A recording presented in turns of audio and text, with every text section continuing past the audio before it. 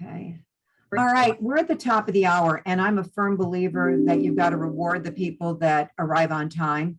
And so I am going to start the presentation. And first of all, I want to thank so many of you for signing up for this, because I thought about, when am I going to do this? Half the year is over, and when you look at January through June, it's crazy how business has been. I mean, and our profession has gone through a tremendous transition in the last couple of years. We've gone into transition with the job market, with the people that we're employing, with the people that we're serving. I mean, it's just been crazy, and I when somebody asks me, well, what is business like? I want to say it's crazy, but it's a good crazy. Like, people need our services more than they've ever needed them before. And what I loved more than anything else was I was speaking at a college commencement ceremony, and it was interesting because they have many graduates who want to become recruiters. I mean, so people are not going to fall into our profession. People are selecting our profession. And for the first time in history, if you look at all the lists now that are out there about what are the most attractive careers, recruiting is on there, and that makes me very happy, because that wasn't the case, several years ago. But again, throughout my career, I've never seen as many changes happen so fast. I thought technology had really changed our profession. And then, of course, the pandemic hit. And I think all of us went from the sky is falling to, oh my God, how am I going to fill all these openings? I know that many of you are hiring, and the reason you're hiring is because, you're looking at I know as an owner, I always look at the business that's written, but what I look at more as an owner is what business are we filling?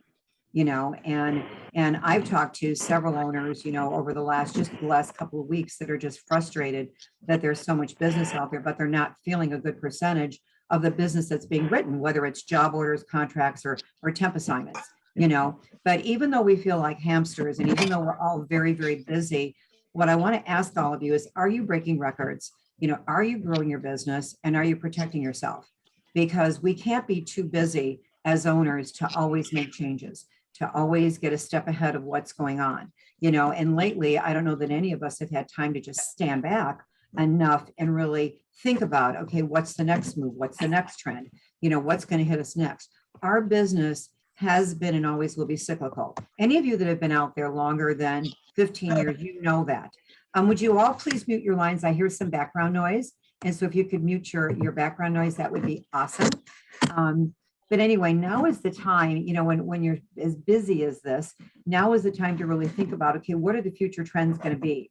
And so I want to review some steps with you, specific steps with you today that you can take that are going to make that happen. It's going to position you never to get blindsided, regardless of what the economy is doing and the ever-changing job market. And I think we're all hearing the R word now. We're all wondering, how is that going to affect our businesses? How is that going to affect the job market? What is the economy going to do? And I don't think anybody could have predicted what's been going on the last 2 years. And luckily for us, it has been very positive. But I know many business owners that are not having record-breaking years. Everybody's so busy, they're writing so much business, but it's the busyness has prevented them from being as profitable as they might have been. So let's start out first of all, how do you increase the value of your business? Because you're in business to make a profit. And as an owner, I know there have been times early in my career where I was so busy providing jobs for everybody that worked for me, I would often make decisions that would hurt my profit. And then I realized, wait a minute, I'm in business to make a profit.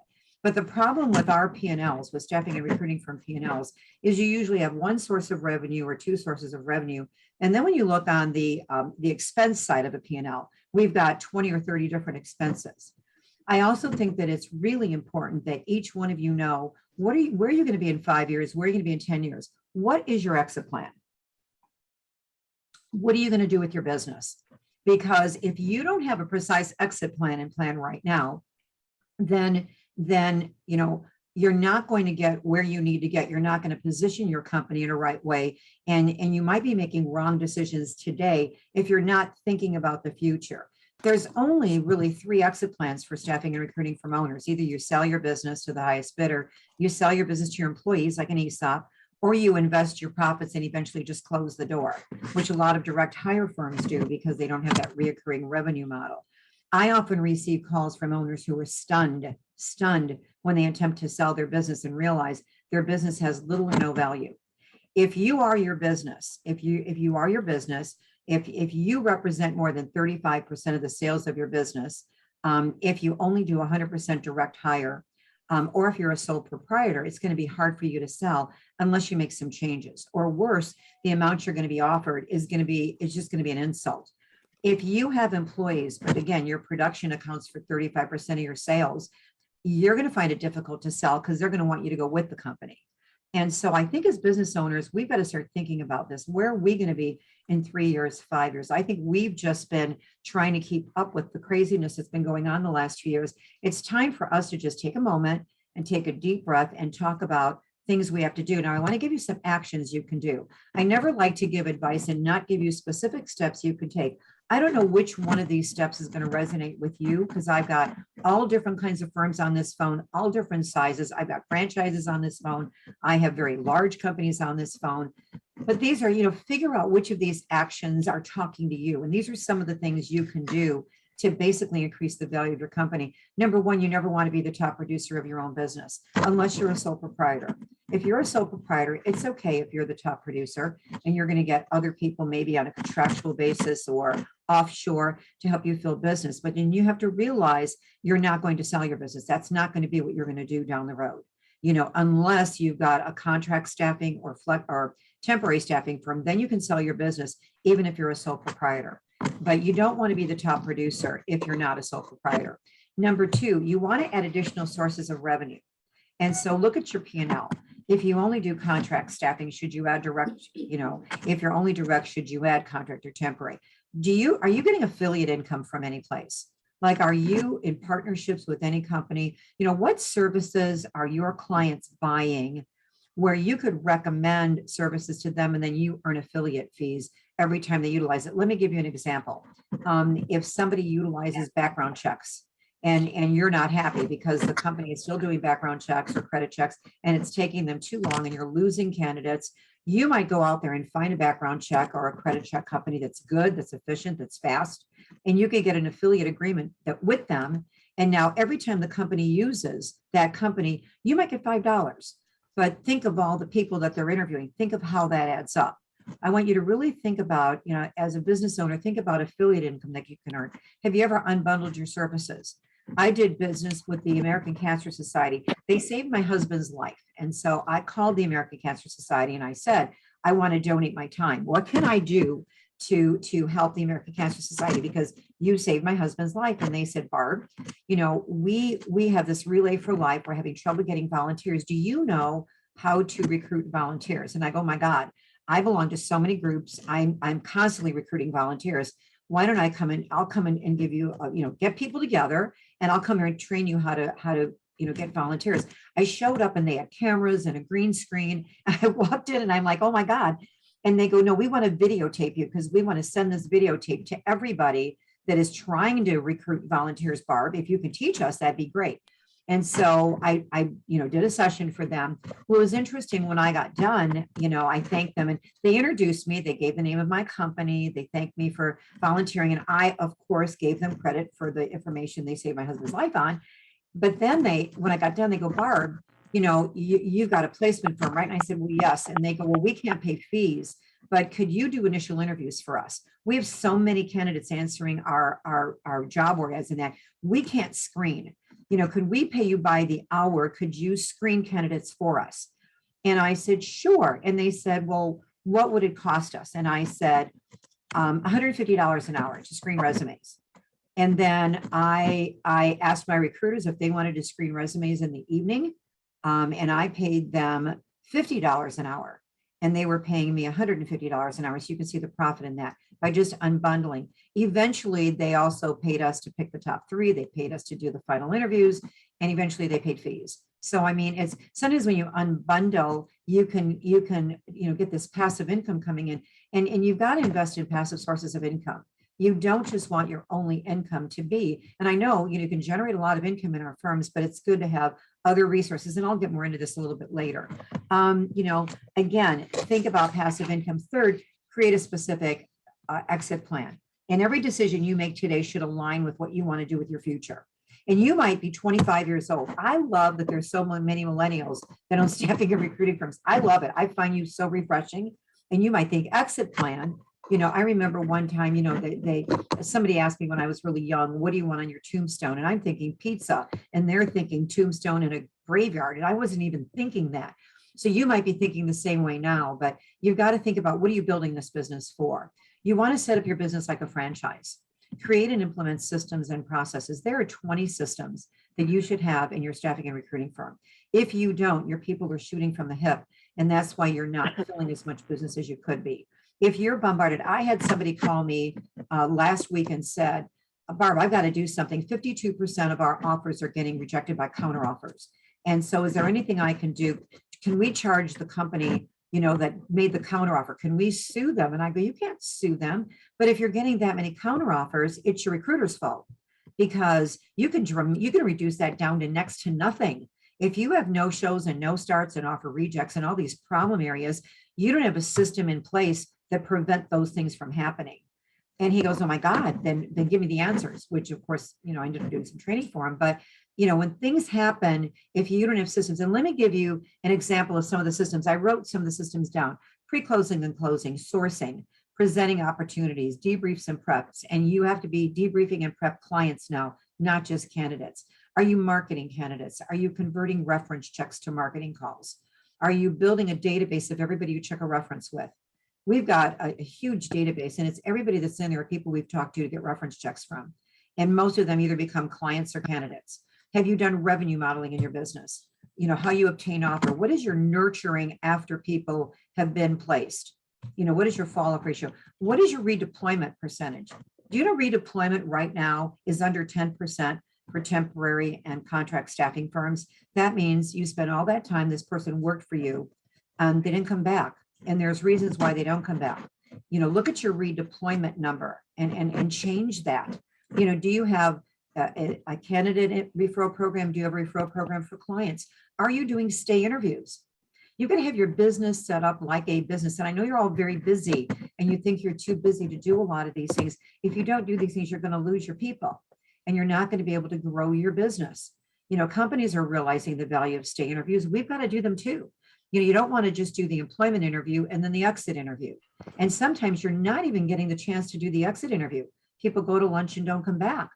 A stay interview is talking to your employees once a quarter, not you, but someone else in the organization, and just saying, why do you work here?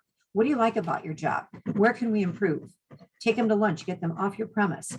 If you've got virtual employees, this is extremely critical. They can't feel like an island. I also want you to look on your desk around your work area right now. And how organized are you? Because prosperity is not drawn to disorganization. You've got to be the most, if you're in leadership of a company, you've got to be the most organized person there is. Number 6 is realize there's riches and niches. When I went into this business, I was a full service employment agency. I would place a secretary one day. I would place a light industrial temp the next. I would place an engineer. It was ridiculous. Okay. And we realized that you've got to do revenue modeling and figure out where are you making money, and then focus 85% of your marketing and recruiting efforts at your best business. Where are you making placements and fills? Not where are you writing job orders, contracts, and temp assignments. What are you filling? What business are you filling? That's your best business. You've also got to prepare now for the next downturn. And I am the most positive person that I am. I just am. But the staffing, recruiting profession has always been cyclical. So it's not a question of if there will be a downturn, it's more a question of when. But I still think we're going to be fine because there's such a shortage of candidates. But there are some actions you need to take today. You want to establish relationships with a minimum of 3 contacts at every client. And you as a leader, you as a manager and owner should know your key accounts. You should be taking them to lunch or dinner. They should know you. You should know them. You want to align the loyalty to your business, not just to the people that work for you. You want to elevate your relationship. I believe we all start out as a vendor and then we end up being a trusted advisor, a consultant. But I think you should be friends with all your clients. I think that you should know everything about them. When we were through COVID, we realized that our clients, one of the hardest things for our clients was they had kids that were graduating in 2020, and they were devastated because their kids weren't going to have graduation. And so we found out that 18 of our clients had kids that were graduating from college, high school, elementary school, like parochial school, kindergarten. And what we did is we set one of those huge congratulation graduate, banners for their front yard with balloons, and we had it delivered to their homes in their school colors. Okay, you can't do that if you don't know your clients. And I'm telling you, we had a record July and August in 2020, and I accredit it back to those crazy balloons and that crazy banner that we sent to all our clients. And the reason we did it was because we cared about them. But the other reason we did it is because we're very in tune to our clients. You've got to know everything about them, and I believe that when you become a friend, you've got to know what they're trying to accomplish. You've always got to upgrade your client base. And by the way, many of you are not doing this right now. And your recruiters aren't doing it either. Your salespeople aren't doing it. They're saying, we got too much business now. We're not filling it all. And so we are not upgrading. We're not getting any more clients, Barb. We can't afford to. We've got too many clients already. No, you've always got to upgrade your clients. And you have to have KPIs. You've got to know the individual ratios of every person that works for you. You've got to know, stats, and you have to have KPIs. You can't expect people to accomplish things if you haven't told them what to accomplish. Next, I want to talk about you protecting your business, and you've got to protect yourself. As a business owner, you must protect yourself. You must protect your business. And again, by doing that, let me give you some things you need to do. You never want one client to represent more than 15% of your revenue. You just can't have it that, and I talked to an owner yesterday that has one client that's 75% of their business. If that client walks away, that company's in trouble, and they employ over 25 recruiters. Second, you want multiple contacts at each client, because our clients are changing jobs more than they've ever changed before. People are changing jobs more often than they ever have. You don't want to lose a client when you lose a contact. So you want to have multiple contacts at every one of your clients. I know many of you are worried about losing your key people, your big billers, and this is happening everywhere. That they're just, they know what they're worth right now. And so I believe in building a team around a big biller. My whole office is set up at groups of 4. I have a big biller who mostly does client development, with recruiters who answer specifically to them, who recruit on only their orders. And as they attain certain goals, we add another recruiter, and then we'll add a support person for them. And this 4 top does extremely well because they're backing each other. They all know the clients. They all know the candidates. The synergy between building groups around your big billers will help you retain. I call them production pods, but it will help you retain your big billers, and all of them are going to make more money. The beautiful part about this model is everybody makes more money. You want to place your assets in an irrevocable trust. And those of you that have people that work for you that make, $100,000 a year, or they have assets of at least 150 to 200,000, which is most people that own a home, you give this kind of training for the people that work for you. I learned the hard way when my mother passed away and had a will, and it was crazy. And my mother didn't have much when she passed away, but just the craziness of probate and that. And if you don't have a trust, the government's going to get 1/3 of what you're building. And so any business owner or any successful person should have a trust where everything you're working for, all the things you're building are going to go where you want them to go, whether it's worthy causes or family members or whatever. This is the kind of training you can give the people that work for you that they're really going to appreciate. You want to retain the people that work for you, then give them training on things like this and show them what they can do to build a nice future.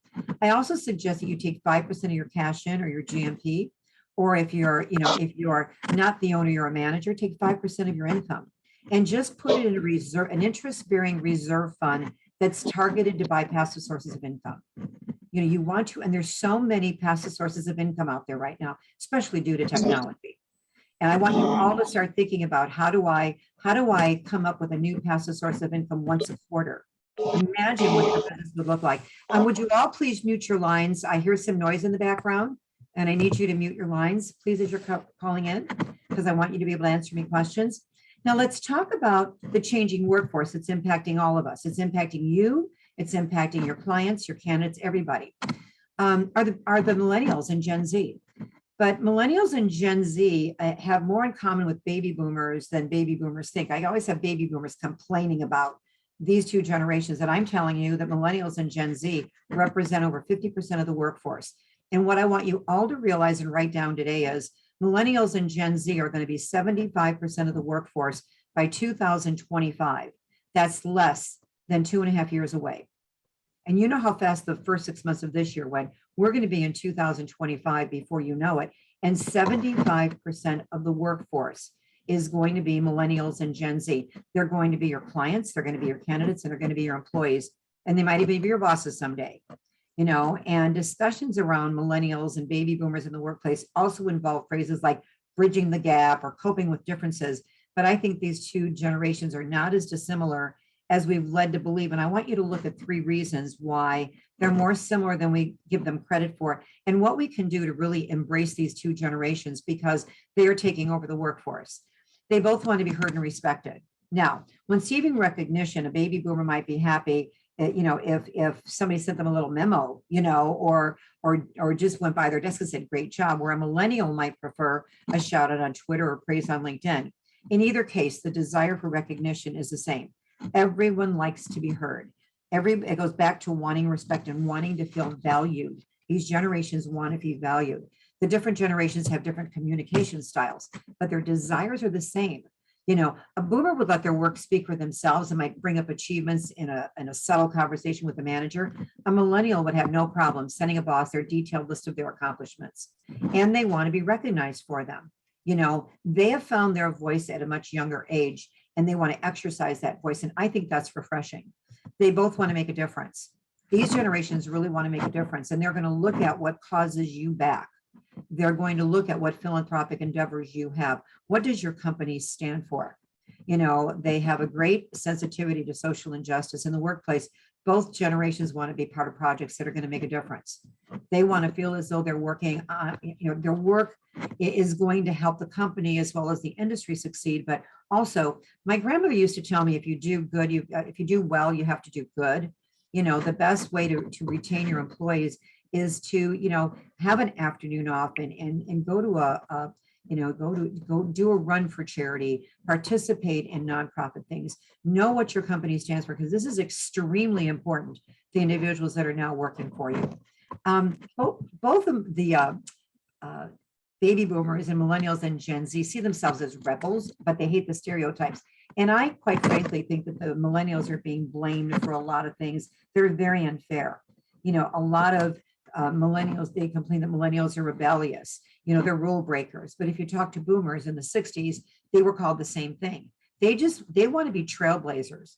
They become infuriated when they're stereotyped, and they want to be seen as being unique. But I'm telling you, they put a very high value on flexibility and work-life balance. I worked with an owner. I did in-house training for an owner in January of this year. And it was interesting because 3 people came in late both days that I was there. And they didn't come in late. I got there at 8. Their normal working hours were 8:30. My training was starting at 8:30 to 11:30. And one of them came in like at 9:30. 2 of them walked in together at 10:30.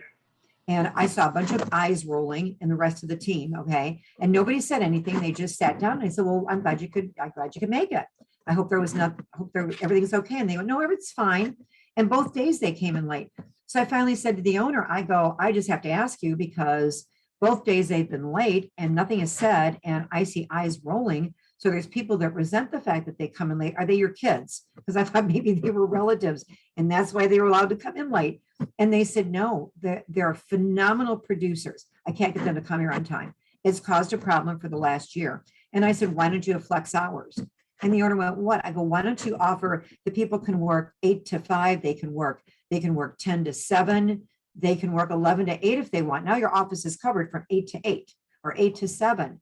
And he goes, but what if everybody does that? I go, parents are not going to want to work past 5 because of daycare. I said, just give some flexible working hours.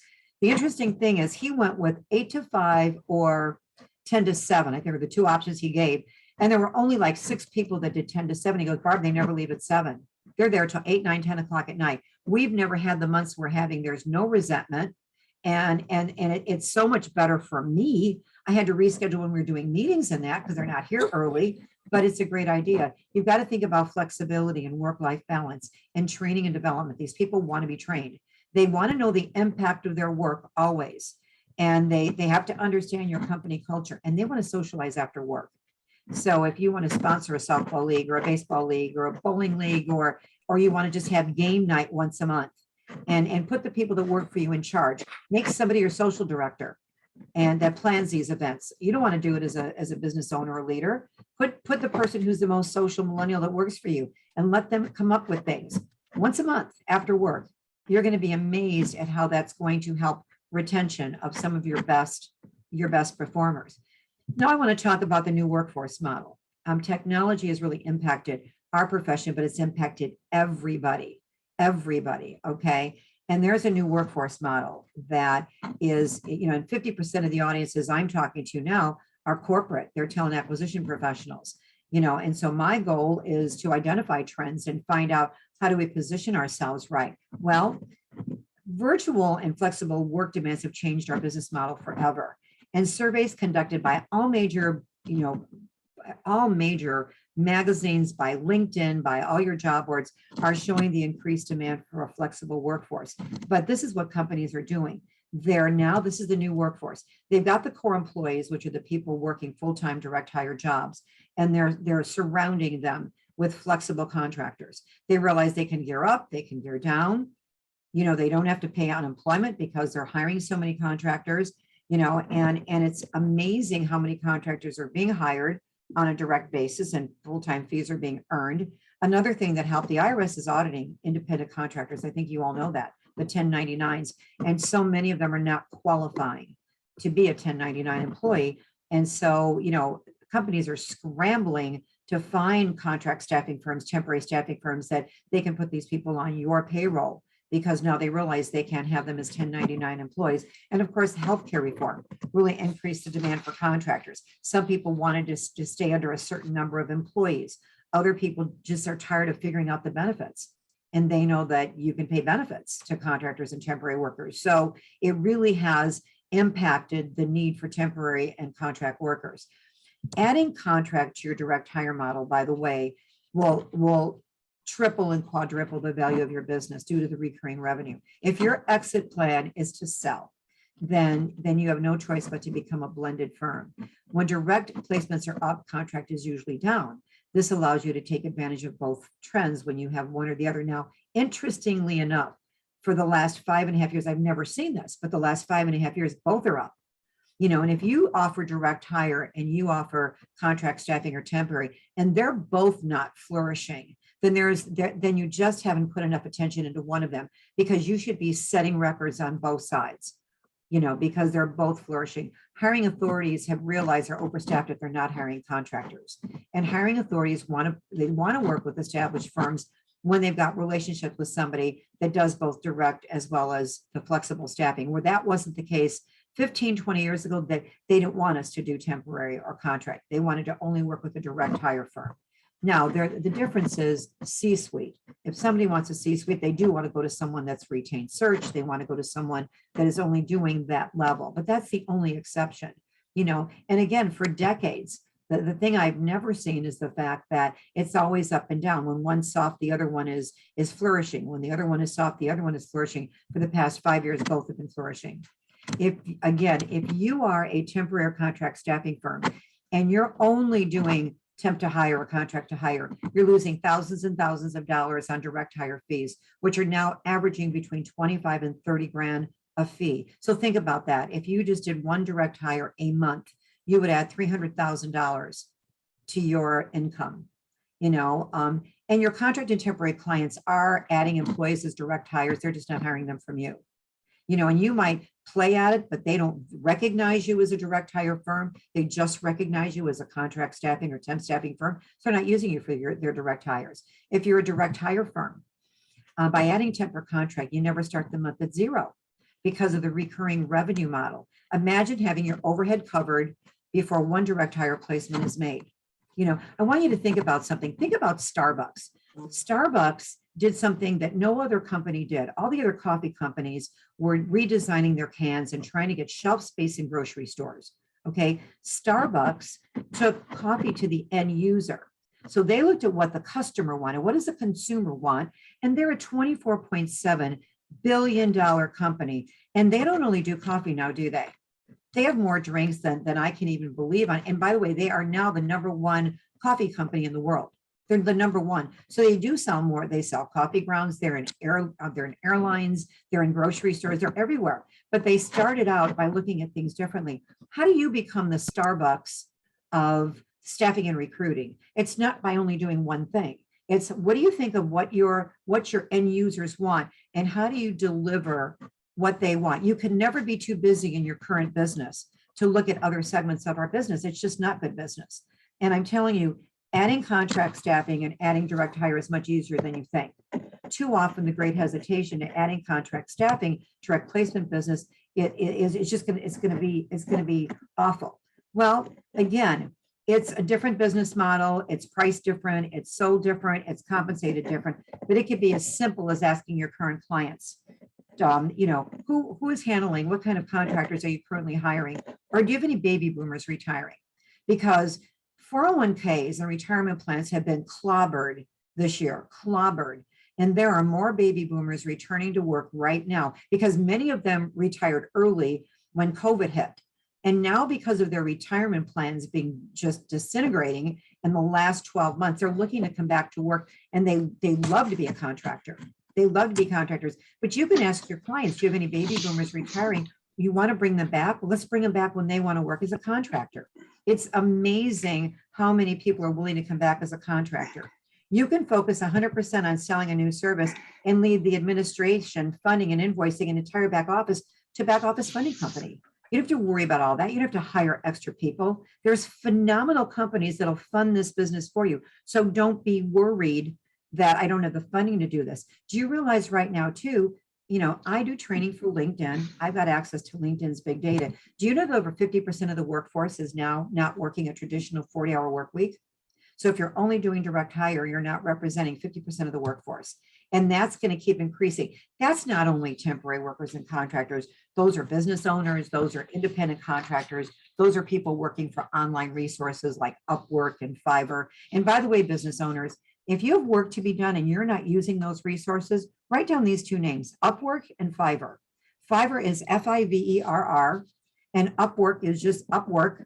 And these are hundreds and thousands of people all over the world that'll do work for you. Fiverr will do anything for you for $5. It's kind of crazy because they hope you come back and spend more money. But sometimes you don't want to hire somebody for something. You've got to know about these resources that can help you get things done for pennies.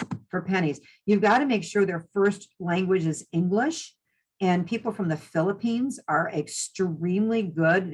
They speak very, very good English. So if you're looking for someone from another country, you might think the Philippines.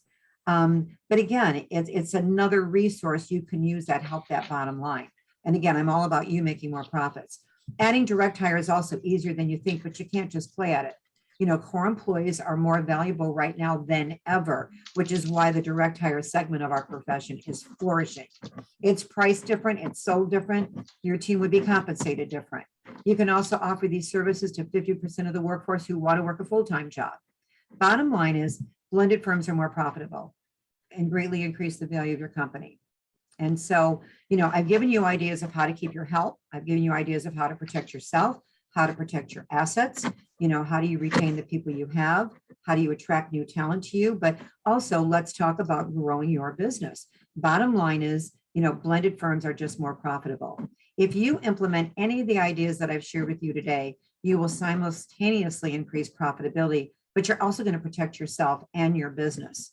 I promise you're going to do this. Now I'm going to take questions in just a few minutes, and you can ask me questions about anything you want, any business problem you have, anything you want to ask me. I'm an open book. And so anything that I could possibly answer for you, I will. I also have just launched something, which is another reason why I did this webinar, because in the last 2 years, I've been spending probably 50% of my time teaching direct firms how to add flexible staffing and teaching contract staffing and temporary firms how to add direct hire. And it's very time consuming and very costly because there's a lot to learn. And so I finally decided at the beginning of this year, I'm going in a studio, I'm recording everything I've learned over the last 2 years as I've helped all these firms become blended firms. And I've developed 2 new tutors. I've developed an add direct hire or add flexible staffing tutor. What I've shared with you today is in 3% of the information I've put in these tutors. And what they are is it's 35 lessons that you would take as a leader. They're written materials, they're video, there's forms, there's live weekly training. You'd have a call like this with me once a week. Every Wednesday at 11 o'clock Central Standard, I do a training webinar. I do bi-weekly coaching calls where you can ask me any questions. There's a library of training. When you implement the ideas, and this is a step-by-step of what you do. So if you don't have a blended firm, or say you do direct hire, but you've only made 3 placements this year, you don't really have a direct hire business. It's also for people like you, because it'll give you additional revenue. It'll increase the value of your firm. It'll increase sales and the income of your employees. It's going to enhance engagement and retention, and it's going to help you grow and prosper as an owner. And so I put 2 QR codes there. Now, I know I have a couple of talent acquisition people that signed up for this, and I do also have training. Can you please mute your line? I hear somebody talking. Can you please mute your line? Anyway, if you are staffing and recruiting, anybody that is interested in investing in our tutor, I'm giving a 25% discount for this month because I'm launching. Today is the day I'm launching. No one has seen this. Nobody knows about this. This is me telling you about this. And again, I've redone all my training over the last year because so much has changed. And so I put everything on videos because I've had to, because nobody wants to read. Nobody wants to spend more than a few minutes on training. If you are a talent acquisition person and happen to be on this call, you can click on that other QR code and that'll give you some of the things that I can do to help you as a talent acquisition professional. But again, if you add this to your business model, it's going to have a tremendous impact on what you do, not only now, but in the future. And it's going to let you exit the way you want to exit while you're enjoying the lifestyle that all of you deserve. Because it's been a crazy couple years for all of us. And you really deserve nothing but the best. You deserve that business that you envisioned in your brain. And any of you can create it right now because the marketplace is just crazy good. Now, I want to open the lines for any questions. Does anybody have any questions? All you have to do is unmute your line. Give me your name. Hi, Michael. How are you? Hi, Michael Schleger. What questions do you have, Michael? I saw you unmuted your line. Thank you so much. So I have a client, a law firm that we work with, and we did 3 placements there. And one of the people that we thought was fantastic didn't work out after 6 months. We only warranted it for 60 days, at most 90 days. But I want him as a client. He wants to come back with me. I offered him a 10% discount on recruiting that he do, next recruiting, 10% off the back of the bill. He says, I was looking for more like 20. And then his experience, his communication is quite weak since then. The other day, I said to him, like, if you're looking to hire for September, it's better time now. He says, let's talk money. But, to be honest with you, several people don't think I really owe him anything per se, but I want to keep him as a client. What kind of things have you done to do that? Okay, I'm going to mute your line, Michael, because we've got terrible feedback on your line. So I muted your line. None of you are going to like what I'm going to tell you right now. I'll be more than willing to share it with you. I have a 12-month prorated replacement guarantee. And let me tell you why I do this. I do this on the direct hire side because we don't have a lot of fall-offs. But when we do, I got tired of feeling like Monty Hall. I had a 30-day guarantee that I would double to 60 days if they paid me in 10 days. I've done that for years.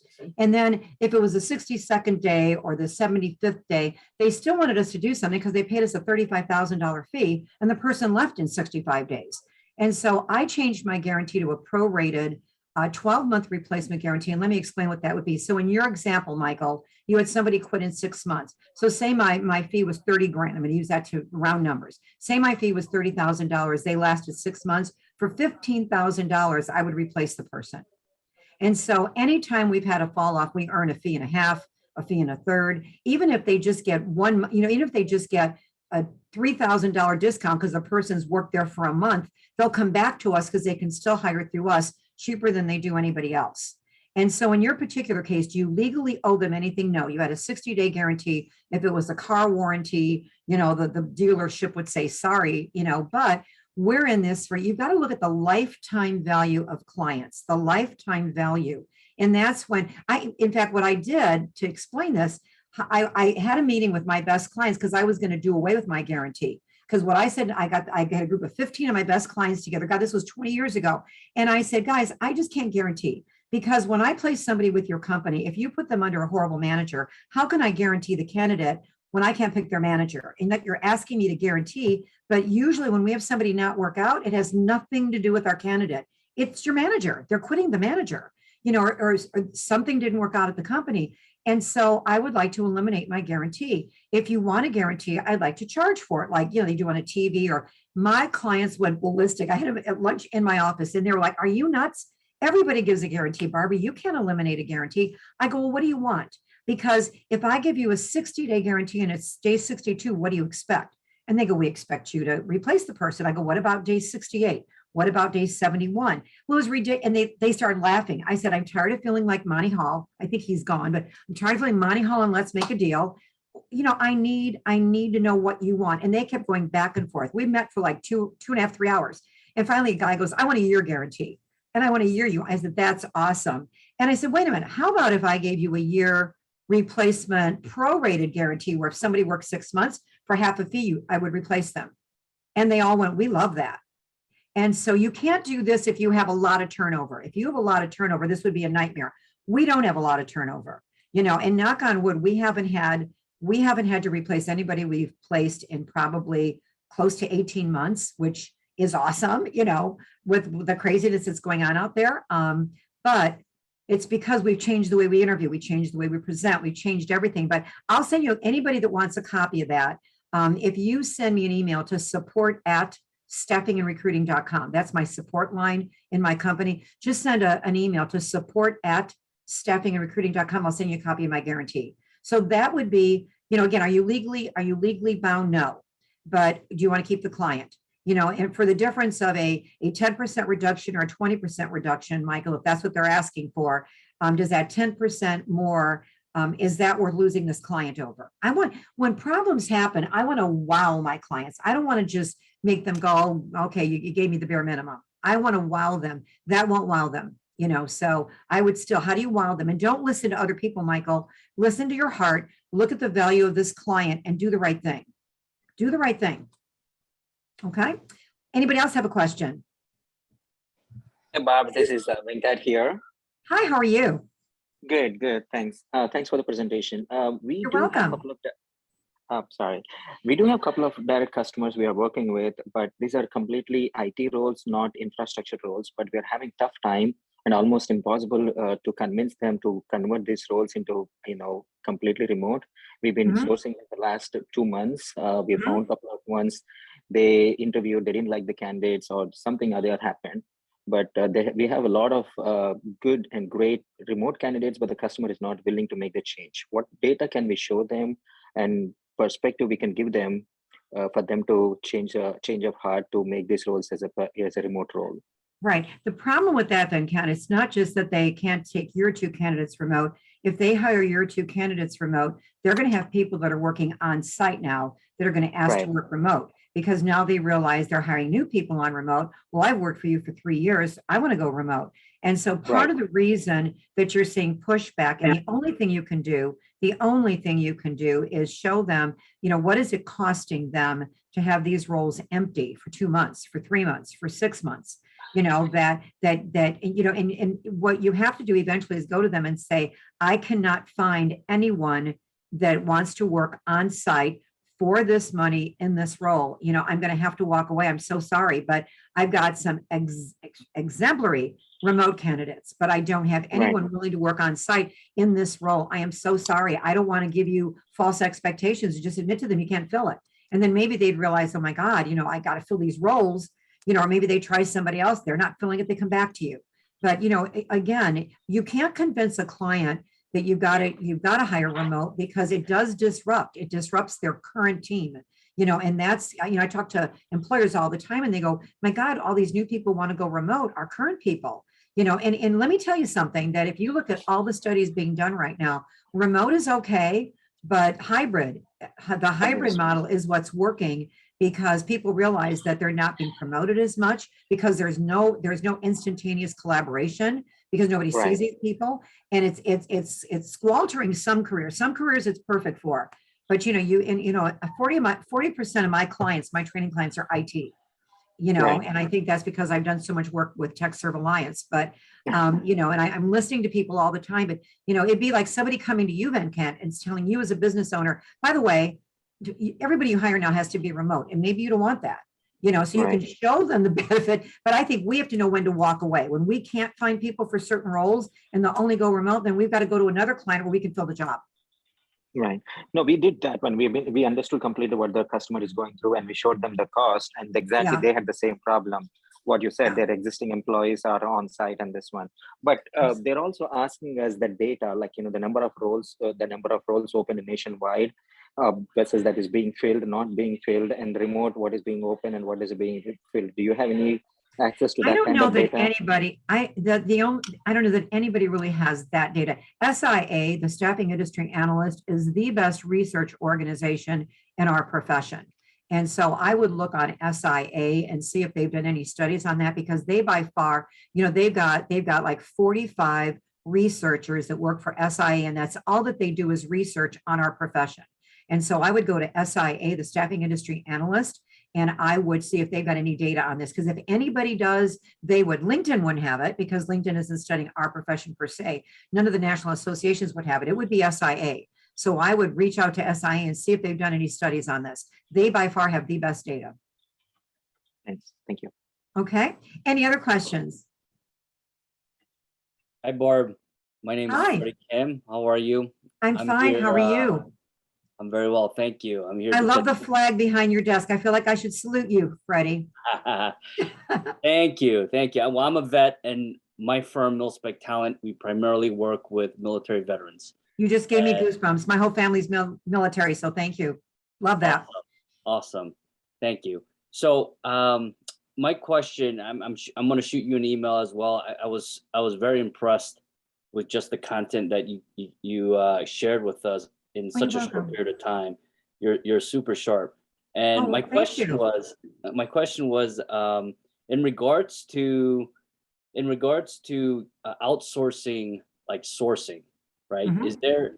Is that something a technique you recommend, or is it better to just try to hire organically and build that capability within yourself? I have a 10-person team right now, Mhm. but sourcing is sometimes we hit a wall. So Okay, so I'm going to say something to you. If you've got a good team like that, all of you, 40% of your placements and fills should be referrals. Okay, 40% of your placements and fills right now should be referrals. And if it's not, we always go to sourcing. We've always got to find new sources.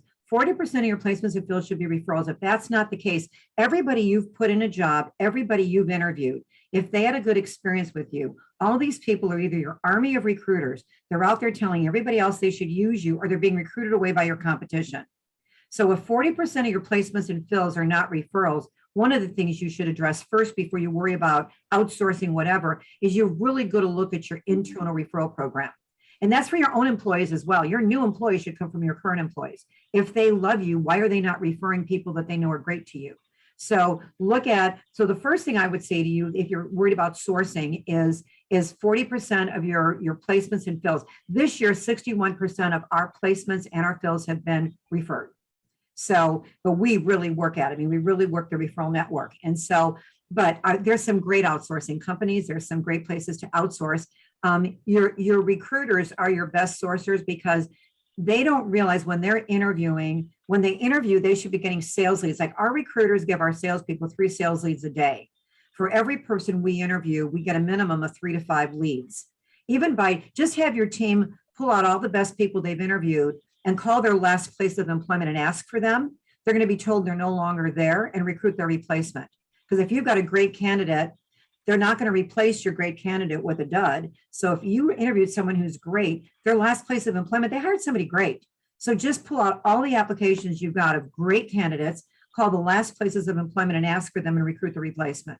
That's just a real quick tip on how you can double your candidate flow or triple it. Call a couple past places of employment. But, and again, I've got some companies I could recommend to you that are sourcing companies if you decide to go that way. The best sourcing you've got is the ingenuity of your recruiters.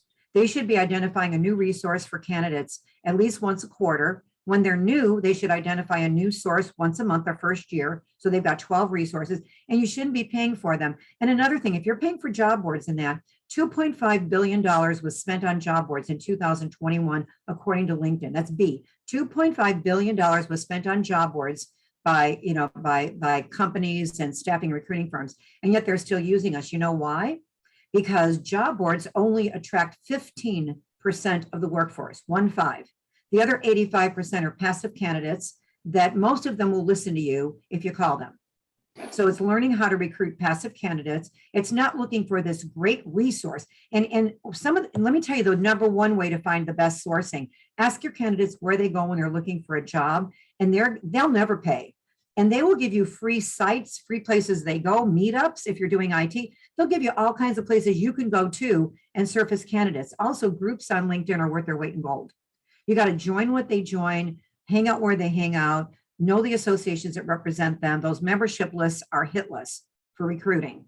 So I didn't answer your question thoroughly. I went all around the circle because, but I think I answered the first question you asked me about sourcing. Did I not? But I wanted to give you more because there's other things you can do that aren't going to cost you a dime. You blew my question away. So thank you very much. Okay, but did I answer the question? My question is, did I finally answer your question? Yes, you did. Okay. And I need to, just a quick follow-up then. 40% should be in referrals. Yes. Because I do military veterans and we don't focus. We have a niche in military veterans. We don't do it in an industry or a business function. It's just very, very broad. Does that matter? No. No? No. Okay. No. Okay. All right, Freddie, thanks for your question. Sorry about the long-winded answer, but I get really excited when I hear owners say, I got to pay for more resource. I go, no, I have no paid resources for my recruiters, by the way, none. If I said I was going to put something on a job board, they go, please don't waste our time. They don't want any part of it because they know it's not the passive candidates our clients want to hire. You're doing military. And I think what's beautiful about what you do, Freddie, right now, people are so apt to hire veterans. I remember years ago when they would not even interview a Vietnam vet, because they were just convinced they were all drug addicts, and how unfair. And now people are looking to hire veterans, and you've got tools online that show the transferable skills and the title in military. And, Monster has a great resource of, and there's so many out there that you can really use. So, any of those of you and anybody that has veterans that they, obviously are not working with, you've got Freddie Kim on the line, look him up because obviously he specializes in that. Or if you know your clients that want to hire veterans, partner with Freddie, because let's help him get those veterans jobs. All right, any other questions? We've got about 5 more minutes. Any questions? Would you be able to? Okay, I hear somebody talking. Can you talk louder? Sure. Barbara, could you share where you, the plateaus that you have for the group of 4 you were talking about, when you have a good producer and then you build the team around them, at what level do you add the first recruiter, second recruiter, and then the sourcer? Okay, so I started on the direct hire side. So the minute I had somebody that did 350, okay, and she was going to do 400, she was on her way to 400, she was at 350, and she couldn't cover her own orders, and then she was recruiting and I realized that most big billers are really, really, really good at client development. They just don't have enough time to do it. So the minute she hit 350, I put another person with her. She didn't supervise this person, by the way, because top producers, big billers, are usually horrible managers. They're too selfish. They're too money motivated. They don't want to mentor. They become a manager because you offered them 5%, but they really are not usually good mentors and managers. So my 4 tops are not managed by the client development person, the top producer in each one at all. They're managed by a manager because I don't want them worried. If somebody's not working out, if there's an issue, they go to my manager handles it. After the 2 of them hit 500,000, we put a second person on. Okay. And so now you've got the, after you've got the client development person and 1 recruiter, and they hit 500,000, we put a second recruiter on, and these 2 recruiters are doing nothing but working on the orders that person is generating. Now your big biller, top producer type person is not going to want to stop recruiting until they realize they can trust these 2 people to cover their orders. Also, those 2 people now know your clients, because if the big biller is not available, they can talk to one of the other recruiters, because they become a team. It just becomes a synergy between all of them. And clients love having a backup, and your big billers love being able to go on vacation, and they know they can trust a couple of people to cover all their business. Then once the 3 of them hit 750, then I put a sourcer in. And then I take 5% off the top, 5% of the gross that goes toward paying the sourcer, and then I pay the difference. So that's sort of the levels. And I also do it on the contract side. So you can do whatever level you want. But I think once somebody is doing a good producer right now is somebody that's doing between 350 and 400. With the fees we've got right now, anything less than that is not considered a big bill or a top producer. But once somebody hits those levels, you know, if you don't have a place to put them, if you don't have like if you're not a large organization and you can't do something else. And the worst thing people do is make that person a manager, because then it ends up costing them money because they're trying to do other things, and so they end up leaving because they're making less money as a manager. And so that's why I started building around my top producers. And so these 4 plex, you know, I've got 4 of them now. I've got 2 that are contract, 2 that are direct. And again, they're just synergy between them. And nobody wants to leave because they don't want to lose the teammates. They don't want to lose the teammates. Now, if somebody working as a recruiter starts loving to work with the clients and then wants to maybe, you know, they become their own half, their recruiting side is at 350. They're really doing great and they want to have a 4 top build around them. Of course I would do that. So it's a great retention program. It's a great retention program. Perfect. Thank you. I really appreciate it. No problem. No problem. Any other questions? We've got 2 more minutes. Any last question? Okay, you know what? I'm sorry. I've got a chat going here and I haven't looked at the chats. I need to just look at these chats. I am so sorry. I've been so busy answering your questions and I don't want to think for a moment. It's a pleasure to join you. Okay, I've got a lot of you introducing yourself. Let's see here. Let's go down here. Hold on a second here. I want to answer these chats. Okay. It's a pleasure to join. Okay. Everybody was introducing themselves. I'm so sorry to do this at the beginning. It's very difficult to find recruiters to join. What you want to hire for your team, everybody, is high achievers who want to sell. Hire somebody who's been a high achiever. They don't have to have recruiting experience, but they have to realize this is a sales profession. So they have to. How do you go from direct hire to blended? Stacy, I think we answered that. You know, it's easier than you would think it'd be. Let's see. Can you share the goals? Okay, this was for the. I just answered that question for somebody. I'd love a referral of an outsourcing company. If any of you want me to give you referrals for outsourcing companies, just email me. My personal email. I'm going to probably regret doing this, but my personal email is bbruno. So BBRUNO, and send it to the training company at goodasgoldtraining.com. Do I see signs that the market is weakening? No, I don't. I don't see any signs that the market is weakening. You know, I mean, there might be a few little areas where the market is weakening, but I'm sure not seeing it. I mean, everybody I know, you know, is adding on to their team. Let's see, we've hit our highest numbers ever, and I'm working to grow our team to meet demand. Again, hard to find recruiters. Just find high achievers, and you've got to recruit your recruiters. The silly thing that we do as owners, we're recruiters and we have a recruiter opening. So what do? We put it on our website and we put an ad, you know, recruit your recruiters. Many of my recruiters, let me give you some backgrounds. Many of my recruiters came out of hotels, sales and catering offices of hotels. They're usually college grads. They've got great communication skills, but they have to sell an event and work the event. So they work 60 and 70 hours a week.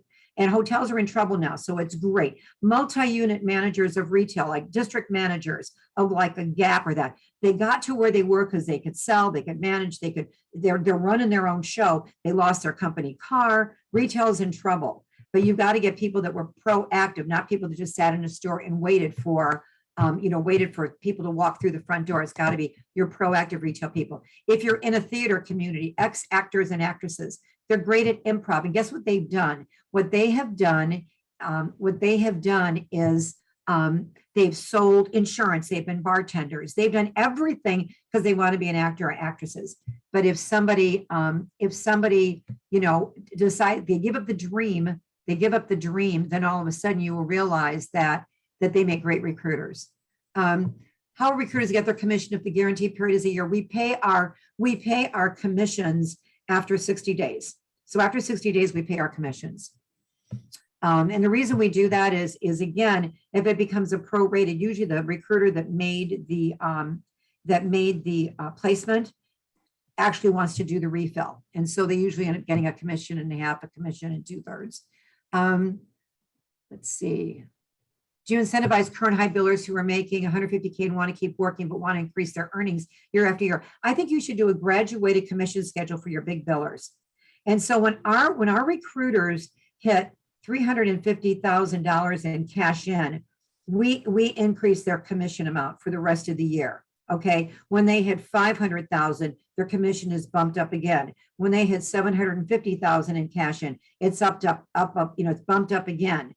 And so they can earn 50% commission at the end of the year for the last quarter of the year. And again, as an owner, do we want to give away 50%? Well, my feeling is it keeps our big billers working because January 1, and they really work on getting cash in December, because January 1, their commission goes back to the original rate.